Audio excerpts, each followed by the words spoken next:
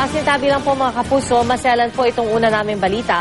Pinatay po ang dalawang magpinsang menor de edad sa bahay nila sa Caloocan. Brutal pong pagkakapatay sa dalawang babae at hindi pa alam kung sinong sospek at ano ang motibo. Tinutukan niya ni Jamie Santos. Tadtad ang saksak sa iba't ibang bahagi ng katawan ng magpinsan nang makita kaninang umaga. Ginilitan pa. Sa sala ng bahay natagpuan ng 15 anyos na dalagita, sa palikuran naman ng pinsang 10 anyos.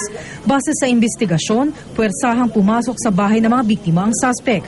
Sira kasi ang kandado ng pintuan. Una raw pinatay ang 10 taong gulang na bata, hinihinalang tinangkapang gahasain dahil nakababa na ang damit niya.